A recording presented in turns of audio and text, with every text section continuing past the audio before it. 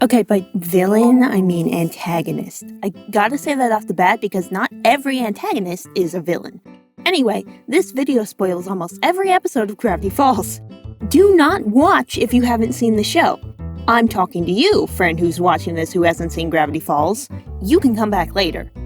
For now, though, please, go do something else. For those of you who have seen the show, hi, welcome. Gravity Falls has a Monster of the Week format for all of Season 1 and like half of Season 2. This means there's a lot of antagonists. But which antagonist is the worst? Which antagonist is the best? I mean, I guarantee you already know who's the best, but the only rules I have going into this is that each antagonist or villain must either play a major role or have a major impact in at least one episode to count. This includes Monsters of the Week, but does not include, say, the tourist trap owners at the end of Roadside Attraction. I do not care about the tourist trap owners in Roadside Attraction. The list I came up with includes any and every character from both seasons that I thought qualified. Also, I'm including the antagonist from Lost Legends, the canon-ish graphic novel released after the show ended. There will be no antagonist from Journal 3, The Book of Bill, or Time Pirate's Treasure, unless a character happens to show up in the show first. Sorry to the 5 Krampus fans out there. This also isn't a ranking of how much I like each character. It almost is, but some characters are higher on this list than they would be on a character ranking list because they act as a better antagonist than the ranks before them. Finally, the 5 characters excluded from this list are Stan, Ford, Mabel, Dipper, and Seuss. While you could make an argument that they act as antagonists at some point in the series, see Stan and Boss Mabel or the twins' conflict in Carpe Diem, they're also all main protagonists. This would majorly mess up the ranking. It's bad enough that there are already 4 major side characters here. Seuss is not on this list even though he became a zombie that one time. Also, disregard when he tried stopping the twins and not what he seems. With all that out of the way, want to know what antagonist I care about the least? Welcome to D tier. I don't like Boys Crazy, and I don't care about the manager. He has a name, don't get me wrong, I just don't care enough to look it up. Is this lazy? Probably. Okay, for the sake of ethical reporting or something, his name is Urban Bratzman. Awesome. If protagonist counted for this list, the main antagonist for the episode could be Mabel. She's technically the one learning the lesson though, so... Oh, also, Robbie is here. Did I mention I don't care for this episode? Yeah, I have so little to say about this first antagonist that we're already moving on. Except first, I'm giving all of you the cursed image that the clone band members kind of look like Martin from Wildcrats. Have fun with that. And just like that, we're out of D tier. Oh wow, look, it's Love God. The guy and the episode. Honestly, on rewatch, I didn't hate this episode as much as I did the first time I saw it. I don't think it's great, but it's okay. Actually, it made me appreciate Robbie a bit more, but we're not here to talk about Robbie. The titular Love God is fine. Just fine, just okay. He's not a super active antagonist until the last act. I don't get the impression that he's ever much of an actual threat. But he's a great example of an antagonist over a villain. He's simply doing his job as a love god. He can't let a kid do whatever she wants with a love potion, until he lets the kid do whatever she wants with a love potion. Yeesh, way to be a responsible adult.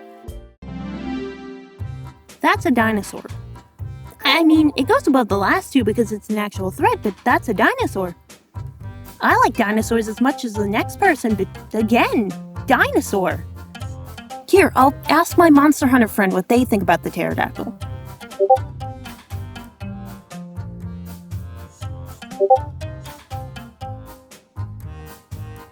There you go, everyone. I disagree with the characters here. Claymation is sick, actually. Little gift shop of horrors. This is certainly an episode. And of the 2 antagonists, the Clay Monsters are the weaker villain.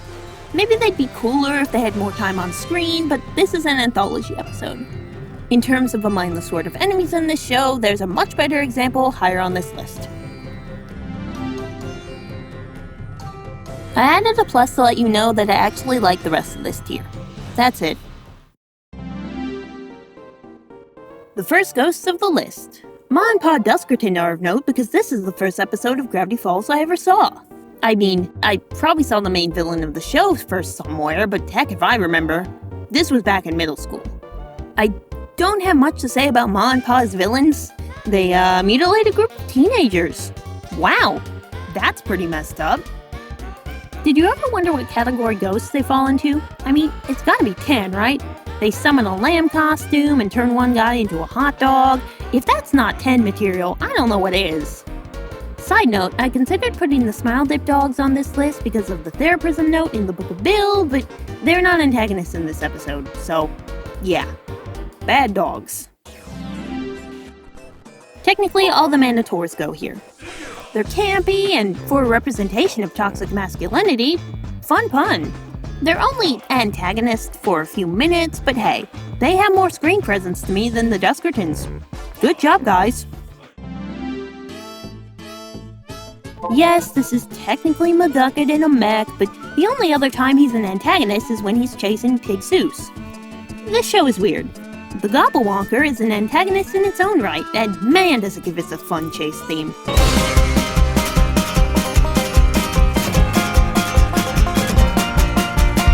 Props to Brad Breek, the Gravity Falls score composer. Can't go wrong with chiptune and banjo. And you also can't go wrong with giant sea monsters. Good job, Robot Man. Good job.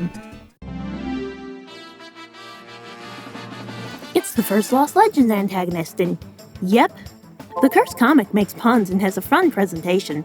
It's also mostly unique to the medium of Lost Legends. Reminds me of the one scene in the first Spider-Verse. This is probably my least favorite of the 4 Legend stories, but it's still a blast. The Curse comic is mostly a drive for Stan to have a character arc.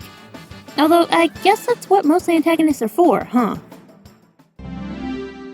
Now this is a monster, and it gets extra points for showing up in Journal 3. In fact, its nightmare eyes are what caused Fiddleford to make the memory gun.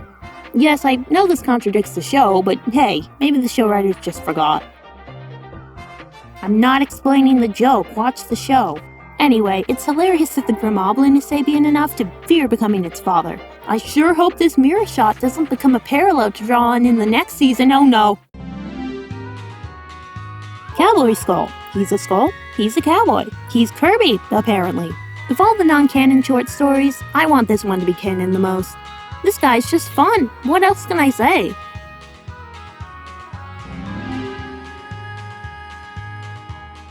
And we're up to B tier! Before any die-hard, gremoblin fans get mad at me, the next 2 spots are less about the villains themselves and more about the situations they create. It might be easier to show you what I mean, as the security drone takes the lowest B tier slot. Why? It's like an Emmy for Metroid. It's not exactly sentient, it's a robot, a drone, something to keep intruders at bay. But this whole sequence? Holy carp. Yeah, my sci-fi / Metroid bias is showing, but what are you gonna do about it? This droid has a giant gun, and Dipper stares it down like it's life or death, cause it is, and Ford is once again incapacitated. I saw a few Tumblr posts about that. Why is this man getting captured so much? How did he survive 30 years? Video for another day. Oh man, I just like the sequence a lot. Thanks, weird droid that looks like something out of The Incredibles. Your service is appreciated. And speaking of villains here to make a sequence good, these may be stock standard zombies, but when your protagonists are 2 12-year-olds, of course zombies are a threat. From the moment Seuss turns to the end of Taking Over Tonight, there's this ever-present threat to the 3 remaining Pines. But during that karaoke section, that dread fades into relief as the family successfully get into the song and defeat the undead. Except Seuss. Don't worry about him, he gets better. Right, if Zombie Seuss counted as a separate antagonist, he'd be up in A tier. As is, though, hilarious. Would have loved to see more zombie characters, that's all I'm saying. Would also like to know how Ford learned to cure a zombie bite. Time Police cool. Wait, I'm sorry, the Time Paradox Avoidance Enforcement Squadron. Sure. The 2 agents we see are named Lolf and Dungren, apparently. I like that the one guy wants to retire and hang out with his kids. I also like Mabel saying this. I ain't no one's gam sucker! You just got time trapped! That's fun. Nothing much to say here. These 2 serve as someone for Blendin to play off, and that's about it. Okay, these guys count for a rational treasure, and they're basically the same as they always are, but slightly more antagonistic. That is to say, I love Blubs and Durlin. Their chemistry is gay. Their chemistry is gay. Their chemistry is great, they're fun, they would go higher on the character list, but as antagonists, they're kind of just the same as always. Very funny that this is like the only time they're competent comps. I appreciate them never being great at their job. Also, first government appearance, I'm sure they won't be important later. And then we go to Bud Gleeful, and honestly, I forgot he qualified. Yep, Bud counts, and he's fun. His best moment is in his and Gideon's debut episode when he's welcoming Stan. We've been at each other's throats for far too long. Let me get that. At each other's throats for far too long. Yes, we have. Comedy gold.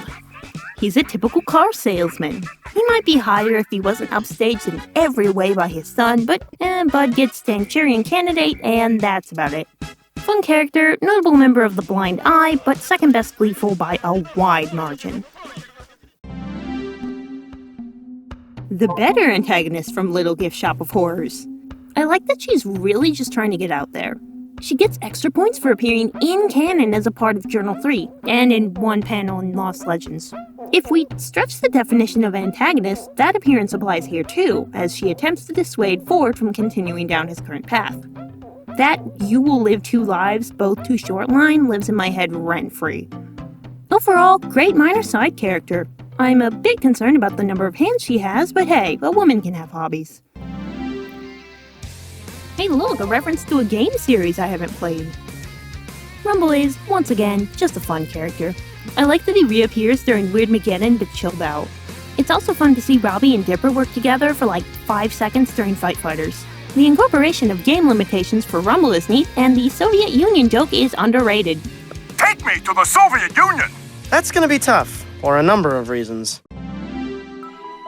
Celestabelle Bethabelle's design, especially the over-exaggerated eyes, is excellent. Can we take a second to appreciate the art direction in this show? Whoa. Anyway, she's also great because, unlike typical unicorns, she's a self-centered snob. I love that the unicorns in Gravity Falls are frustrating to deal with. The two that aren't Celestabelle seem like tired retail employees. If I had magic hair that everyone wanted, I'd probably be tired too. Celeste over here is the cherry on top, causing a moral crisis in a 12-year-old just so she can be alone. It's hilarious. And presuming that she was a unicorn around 30 years prior, her behavior explains why Ford was so annoyed at the idea of getting unicorn hair. I would like to hear about that 30-hour arm wrestling match mentioned in Blacklight Journal 3. The protagonists themselves might be off limits, but alternate versions of them aren't. The Dipper clones are another antagonist group, with 2 exceptions. We'll get to Tyrone, but Paper Jam Dipper is my favorite of the clones. Truly, just a guy. Shout out to Tracy and Quattro somewhere in the woods. I hope they have nice lives. And I hope they don't come back with a vengeance. You know, while I was figuring out the music for this video, I was about to put in Wii Golf for these guys, and then Hole in One came on for my playlist. Excellent timing, I guess. While Franz stands out in terms of individual Lilliputians, the different factions and their war lets these guys stand out in terms of group antagonists. The fact that they set aside said war to murder a child is iconic. That said, the greatest Lilliputian will forever be Big Henry. The sticker should have gone to the miners, to be honest.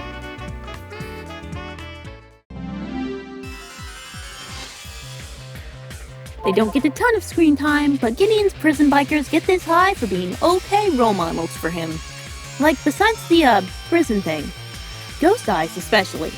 We love that Gideon has a support group, even if it is a bunch of adults with unknown criminal history supporting a magically corrupted child. On second thought, Headhunters is a great episode, especially on rewatch. If you go into the series blind, you think Stan is startled by Wax Stan because it's like seeing a person out of the corner of your eye when you're alone. You think Stan is throwing a copy of himself a funeral because he's so self-centered. But no, it's because of Ford. Wax Stan reminds him of Ford, and maybe the funeral was the first time he let himself grieve because he lost his brother. Sure, he's holding out hope that Ford is still out there, but he doesn't know. He doesn't. He might turn on that portal and find nothing. he might find out that his brother has been dead for a long time. Ford could come through and die in front of him. And when Ford does return, alive and safe, they're on awful terms. And then Weirdmageddon happens, and it's Stan that's the one who disappears, who would have been all but dead if not for Mabel's persistence. And then, at the end of the series, they get to sail the sea, and guys, I'm so normal about them, okay? I hope nothing bad ever happens to them again, okay? I know the whole I'm still on your mind thing is on the Book of Bill website, but man, I want these two to be happy, okay? They deserve that much, okay? Alright, the wax statues. You know, Sherlock Holmes is the lead wax figure after a mystery episode. Really fun. I'd like that he sword fights a child. Waxler King is fun, glad he's in the finale. Robin Hood and Sherlock in the same room makes me think of Goro Ketchy. Listen, all I can think about during this episode is Wax Stand as a stand-in, get it, for Ford. Can we move on before I start sobbing? The series' first monster of the week, and for some reason, one of the most marketable things they had early on, they really liked the Rainbow Vomit Gnome. Anyway, Tourist Trap is an excellent first episode, and Jeff is a great villain on his own. The gnomes as a group are silly, and they appear quite a bit through the rest of the series compared to most other creatures. Who knew garden gnomes could be this likable? Plus, giant kaiju gnome. Shout out to Schmebulok too. Great narrator. Hey, it's Weird Al! Yeah, for a villain who has to restart the Monster of the Week format after the bombshells that are Not What He Seems and A Tale of Two Stands, Probabilitor nails it. He's just a fun, goofy, over-the-top wizard that wants to eat brains. That's a terrible idea, but it makes sense for the character, somehow. And, again, Weird Al! You know, if I had a nickel for every time I recognized a villain as being played by Weird Al without looking it up in an animated TV show, I'd have 2 nickels. The other one is the Learner from Word Girl. Okay, this one might be cheating, as the Multibear gets almost exactly a minute of being an antagonist, but I love the Multibear, okay? He's just a guy. He's a 6-headed bear that listens to what he wants unabashedly. He's chilling in his cave. He took shiatsu classes. I love this show. Something Something is a good example of the moral where being a quote-unquote man means being yourself even when others try to put you down for it. Also, he's voiced by Alfred Molina? Doc Ock? Amazing. Preston is an example of a character I think is a better antagonist, but that I like less than previous characters on this list. Specifically, I really like the Multibear. But Preston, as obnoxiously rich as he is, has the power to back up his threats. Specifically, he has the ability to lock out the townsfolk, and he has control over Pacifica through means of psychological abuse. At least, what seems like it. It's awful, and if he had more of a presence, I'd put him on my actual hated characters list. A list of fictional characters towards which I feel nothing but rage. However, he's really only in Northwest Mystery Manor as a major character, and outside of that one scene in Weirdmageddon that every Gravity Falls clip comp has, he doesn't leave much of an impression. Objectively though, I think the impact he has on Pacifica and the townspeople leaves him at near top of B tier. But about the hated characters list. I hate Philbrook Pines, but dang it, he has to go this high for what he sets off. If Gravity Falls has anything to say about generational trauma, it's through Stan and Ford's childhood, leaving scars that affect them into late adulthood. The way Philbrook sees Stan as a failure and Ford as a way to make money, I hate it. And hey, look, wow, that mirror scene. The fact that Ford says Stan looks like Dad, ugh. Oh, Ford, Philbrook Pines, when I find you. Anyway, let's move on to A tier before I strangle a fictional character. Rip Tyrone, you were a real one.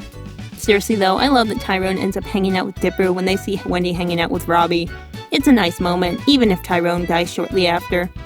There's something fun about Dipper playing off himself. There's also probably some metaphor here about the overall twins motif of the show, and something about the Stan twins in particular, but man, I miss Tyrone. And so does Dipper, according to the last Mabelcorn.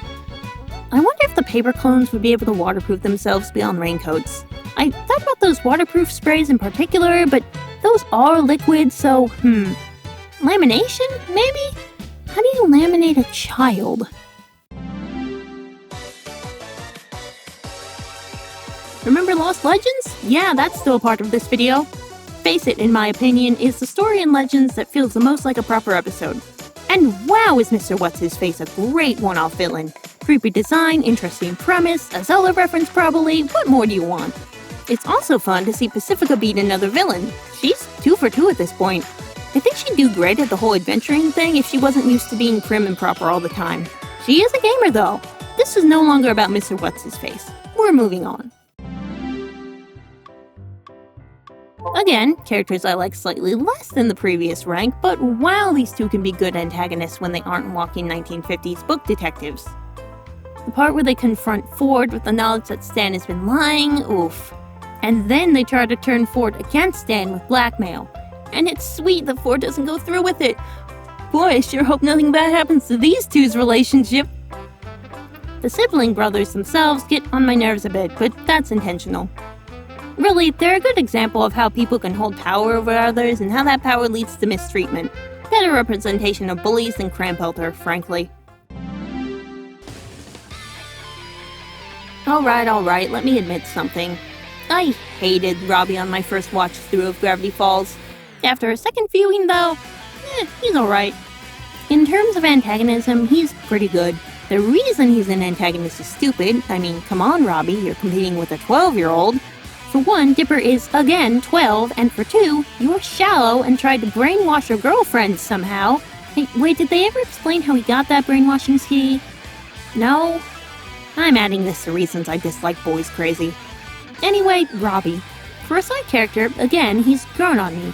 He's immature, but what 15-year-old isn't? High school is rough, man. Look, I don't get romance, but I can't blame the fictional 15-year-old for caring about it. He's still a jerk, but hey, there's worse. Like Simon from Infinity Train. Love that guy. Terrible person at the end. I think I just dislike Robbie's voice. Wonder why that could be. Hope you like new tiers, cause it's time for... Maybe this is a weird entry, but I don't really care. Mabelland, though it's created by a different antagonist, is an antagonist by its own existence. It's Mabel's perfect world as a trap to keep her from going home. The great thing about Mabelland is that perfection. Mabel has all of her wildest dreams fulfilled, which includes a lot of saturated colors, a brother that's too agreeable to be real, waffle guards, the works. Anyone who steps in can have their greatest wish too. It's an idealized reality, in a way. And yet it's too sweet. Too perfect, too bright, a bubble waiting to burst. Literally. None of what Mabel needs is here. If Mabelland had emulated reality, resembled another day of summer, and another, would it be harder to escape? Would Dipper have been able to pull Mabel away? Regardless of the answer, the real conflict boils down to Mabel's desires. The antagonist is dreams, hopes, happiness, escapism, and immediate satisfaction in exchange for the nebulous future. I could make a whole analysis about this, and I could make a Persona 5 Royal reference. I will refrain from doing either. This is probably my least favorite episode of Weirdmageddon as a whole, but the concept of Mabelland, of a prison that's nothing but bliss, now that's sick. And now for something completely different. Yeah, who needs themes and interesting narrative concepts when you can have a band of mischief makers? I don't care that these guys have minimal characterization. Look at them. Iconic. Pyronica is my favorite, but Keith also stands out to me. I think it's the voice. Also, shout out to the small Tumblr fandom forming around Keyhole. He disturbs me for some reason, but I can understand latching onto a pathetic side character. That's not meant to be mean, by the way. Bill describes Keyhole as R. Thompson in the Book of Bill. The more you know. Hey, Blendin! I don't know how he's so high up, but come on, this guy's just goofy. Besides wanting to murder 2 children. Blendin is only an antagonist for 1 episode, not counting the end of Time Traveler's Pig, but he remains his silly, incompetent self the whole time. It helps that he has the Time Cops to play off of. They hate him, but the feeling seems to be mutual. Blendin mocks the spend time with the kids idea, and it's really funny. Plus, hey, redeemed antagonist. He wasn't much of a threat without Globnar, so having him as a tentative ally is nice. Even if we don't get anything canonical between him and the twins. The Choose Your Own Adventure book Time Pirate's Treasure explores that outside of canon, though.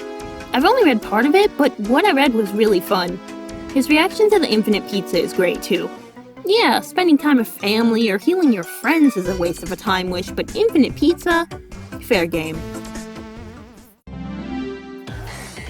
Listen, Pacifica goes higher on an actual character list too. However, as an antagonist, she's a mean girl stereotype. For a mean girl stereotype, she's still really fun. The real reason she's here, though, is because of her passive antagonism in Northwest Mystery Manor.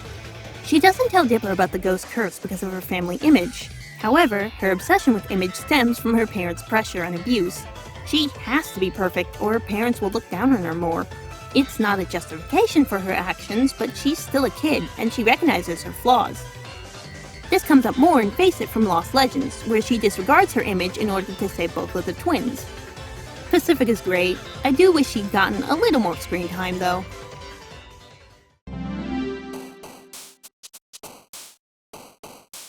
When I watched Seuss and the Real Girl for the first time, I didn't understand why people felt bad for Giffany. I sort of get it after a rewatch. It's weird talking about Giffany in a post-DDLC world. Is Monica a reference to Gravity Falls? Are they unrelated? Who knows? The fact that FNAF also came out right before this is funny. Obviously, Seuss and the Real Girl was in production first, so it's a really fun case of that one thing where two people had really similar ideas. Anyway, Giffany has an iconic design, and if I had seen this when it aired and not after DDLC existed, I might have liked her more. Regardless though, I am glad she survived, as confirmed in Journal 3. I can't be mad at the rogue AIs defending themselves, those are some of the coolest characters. Look at HAL 9000 from 2001 A Space Odyssey, or Melissa Bergman from Metroid Other M. One of those is more notable and better written than the other, but hey, I'm also allowed to be biased. Agent Trigger and Agent Powers work very well as comedic relief, when they're allowed to be that. However, they serve a more important role. They signal, and perhaps herald, the change in direction that the show's narrative takes in Season 2. Particularly, they cast doubt on Uncle Stan and the device he's hidden away in the basement. Trigger and Powers appear in plain sight twice. However, they look around in the background of 5 episodes in the beginning of Season 2, a quiet reminder of the secrets yet to be revealed. Of course, when you know what Uncle Stan is up to, the agents just seem like villains, right? I mean, they don't know that the device is a portal that Stan is trying to activate so he can bring his brother back from an alternate dimension, but they are separating a family. In their defense, though, good luck explaining any of Stan's plan or Ford's invention to the government. Their defeat feels a bit rushed, but A Tale of Two Stans had a lot to do in 30 minutes. I can look past it. Man, I wish I'd gotten into this show sooner. I could analyze the heck out of some of these episodes, but I feel like everything's probably been covered by now. Oh well, we've officially made it to S tier, so buckle up. Alright, so I'm not the most observant person, and I didn't realize on first viewing that Wendy was concerned about the bean cans because the guy on the bean can was what the author looked like. Shifty! Love this guy. I also love that Ford named him Shifty. Too bad he's evil. This episode is one of the ones with great horror visuals. That Dipper and Mabel spider is terrifying. I love it. Shifty's attempt to signal Dipper with a wink was a neat switch up to the general clone fight trope. What I really wonder is how he knows about the surface. He mentioned Stan indirectly with the 6-finger nerd line. How much does he know?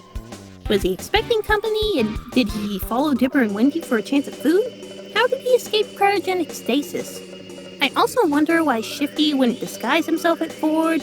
I figure it's because he hates Ford for tricking him, but at the very least, 6 fingers would help with the author case. Not much else to say here. Creepy villain. Cool true form. Moving on. Hey look, a cult! I'm putting Ivan and the cult together because you don't really have one without the other. The other cult members act more like a group of lackeys anyway. The cult as a concept, though? Fantastic! They're even better with Journal 3 or once you linger on McGucket's motivations for starting the society. Sure, there's an argument to be made that removing a person's trauma could help them function. However, the society is actively kidnapping people and erasing people's memories without victims' consent. There's a connection back to the perfect reality idea from Mabeland. What if nothing bad ever happened? What if you had the power to erase the trauma in your life or the lives of others? Again, too big of a discussion for this video, but maybe something I'll cover in the future. Back to the society, Ivan having no sense of self outside of the cult is really sad. In Journal 3, we learn that he was a young carnival employee who was bullied to the point of nightmares. Just like Fiddleford, whatever life he had before is gone. In the present, he's really menacing. Look at how far he's willing to go to cover up the society. Let's erase the entire summer! Woohoo! I don't remember if Ivan mentions having watched the twins. Do they know these two are involved in the weirdness? Bud knows about the magic Gideon uses. I guess the twins are just famous in the town. Stan, in contrast, probably avoided the society by pretending weirdness doesn't exist. Though I also headcanon him confronting the society, perhaps even a pre-spiral Fiddleford, in the very early Shaq timeline and making clear to stay away from him. That's not based on anything in canon though. Regardless, wow, we love when a character gets characterized through something they created. Thanks, Fiddleford. Very cool. Bet you guys forgot about her. You know what? Roadside Attraction has grown on me since I first watched it. Oh, sure, its placement chronologically is terrible. I'm not gonna blame the show for having a Calm Before the Storm episode, but there are better examples out there than this.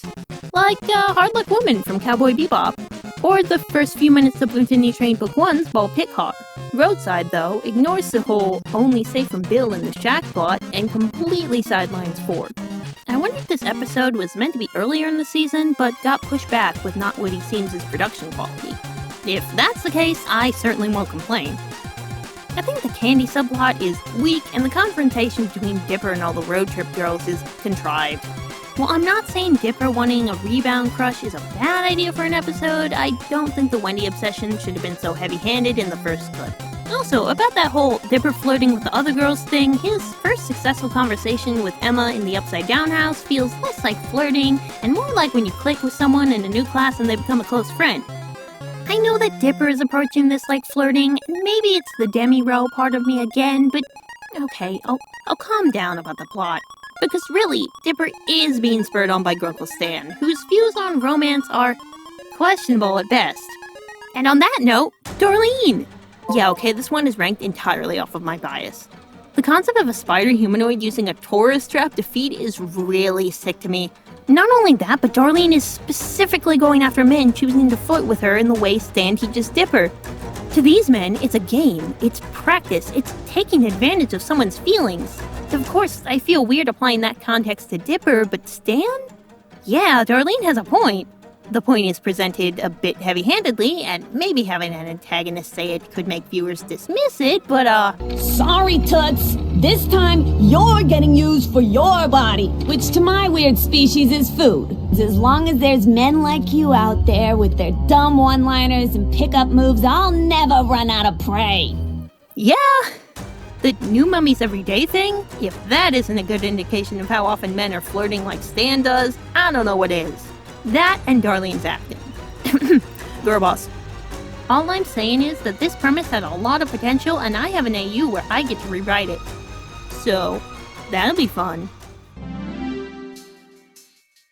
What if Mabel was actually as terrible as people claim she was for a while? Our final entry for Lost Legends answers that question. And what a great answer it is. I love evil versions of characters, okay? And Auntie Mabel? It's her whole deal. From tricking our Mabel to the attempted murder of both Grunkles. It's a treat seeing a version of Mabel that's actually maniacal. The overall message of this comic may be a bit harsh on Mabel, but I can overlook that when it has an evil Mabel with a gun. I think she murdered another Mabel for that sweater. I'm not saying she couldn't have the same fashion sense as most Mabels. I'm just saying it's a bit weird that Auntie Mabel is in an outfit so close to one of our Mabel's main interests. Oh, and I fully believe that this comic can work with the lore Journal 3 established about alternate selves meeting. Since Mabe 3L is a neutral dimension, all these Mabels can coexist. But if it was a home dimension of one of the Mabels, that dimension would reject the alternate selves like a human body attacking a virus. Except like, instead of a fever and an immune response, the dimension just blows up. More or less. Yeah. Auntie Mabel originally came after the Manor Ghost, but upon rewatching clips of Northwest Mansion Mystery, no, the ghost is cooler. This guy shows up to a mansion, turns everyone to wood, decorates the place like a rainforest cafe, makes taxidermied animals come alive, and then stops attempting child murder when said child intends to fulfill a promise. He's on fire. He's got an axe. His intro is the most macabre moment of the show pre-Weirdmageddon, if not the full season. What can I say? Category 10s have a reputation for a reason. This whole episode is excellent, in no small part because of its villain. Nice work, Archibald. I once ran a poll on my now-abandoned Tumblr account asking people who their least favorite Zodiac member was. To my surprise, Gideon took an overwhelming second place, with 37.5% of the votes.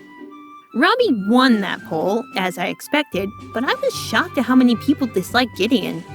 The third place pick, McGucket, had only 4.1% of the votes, and it's very possible that a few of those were misclicks. I saw a few people say they misread the poll and voted for their favorite character instead, but Robbie and Gideon had the most dislikes in the tags. With all that said, guys, I love Gideon. He's a spoiled kid corrupted by an evil amulet who comes the closest of any villain to winning, outside of the main antagonist. And he does win for about an episode. But he's also just a kid. He's goofy and it's hard to take him seriously. And that's why he's such a big threat. The town falls head over heels for Gideon's cute act. Stan doesn't take him seriously, and it, quite literally, blows up in his face.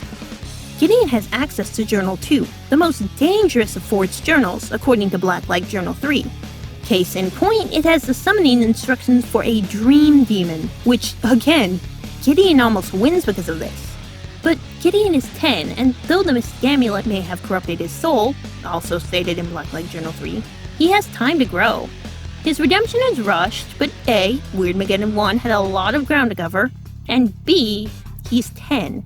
At the end of the series, he's trying to be better. It's not working entirely, but hey, baby steps.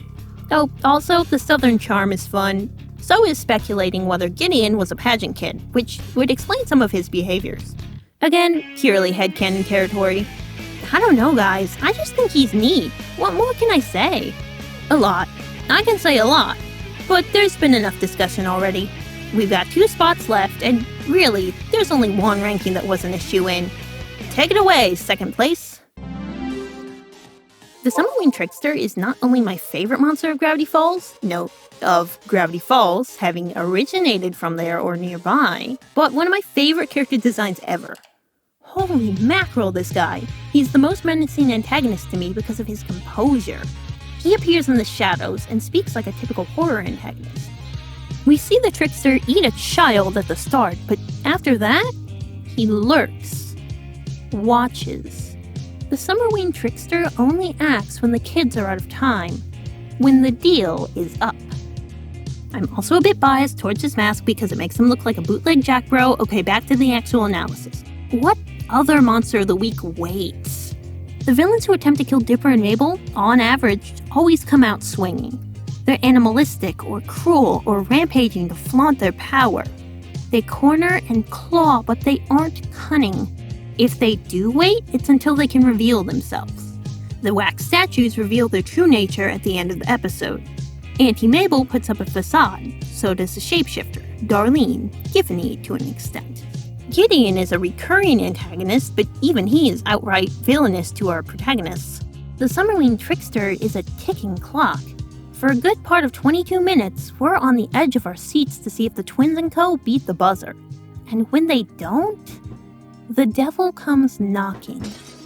Admittedly, I don't like the Trickster's true form as much of his costume design. That's just a blob. With the mask, he reminds me of No-Face, which is intentional, but without, the candy corn eyes ruin the menace a bit. And I like candy corn though. Give me the candy corn. Beyond that final design, however, the Summerwing Trickster is Gravity Falls at peak villain writing. The menace, the suspense, the fact that he can move like a spider. Haha, I mean Metroid go brr. This is the best Gravity Falls villain of the week. Hands down. Of course, the Summerwing Trickster only appears in one episode. He may be a spectacular villain, but we all know who takes number one. The trickster may give out a deadline, but there's only one villain who masters the art of the deal. Wow, who saw this coming? A villain who's also a New York Times best-selling author? Crazy! Bill Cipher needs no introduction. There was never a competition for first place. You knew this, I knew this, and Bill knew it. Would know it. Yeah. Where do I start?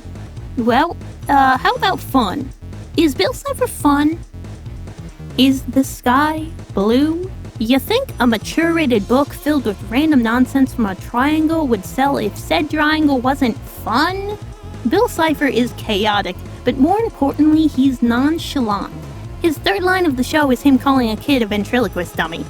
He's constantly laughing, he takes over a dimension to teach it to party, he thinks pain is hilarious. This guy crushes the fun villain standard. And what makes it better? He's terrifying otherwise. My favorite Nintendo villain is Hades from Kid Icarus. Stay with me. Here's what you should know about a villain who spends 90% of their screen time making jokes. If that villain has a reputation, if the thought of them winning fills your main characters with dread, watch out. Bill Cipher may not invoke constant dread like the Summerwing trickster, but he doesn't need to. This simple polygon acts the way he does because he has the power to back it up. Knock a code out of his hands? Get ready to face your worst fears and be burned to oblivion. Make a deal to crack a code? Congratulations, he's got your body. Good luck stopping a murder. The worst crimes Bill commits are nothing more than games to him. You could be his most devoted follower. You could treat him like a benevolent god. You could see him as the center of your galaxy. And he would still turn on you. Worse still, if you make him angry, if he decides to make an example of you to prove a point, you're my property. Don't forget it. Turn on the portal. We waited too long for this. Yeah, Bill is great. He's one of those villains, one who has enough charisma to stay off a hate list, but is still a menace. Infinitely fun to analyze, to dissect how he got like this, and still view him as the monster he is. Bill Cipher may be awful, but that's what makes him an awfully great villain. I could go on. I might, sometime, but this script is long enough. I'm writing this and we're at 23 pages? Oh no, my throat is gonna hate me later. Today's semi-relevant verse is Romans 5:8. But God demonstrates his own love for us in this: while we were still sinners, Christ died for us. This point is not a commentary on fictional villains. Fiction is a constructed narrative. Please do not argue in the comments. Okay, thanks for watching. Have a good day!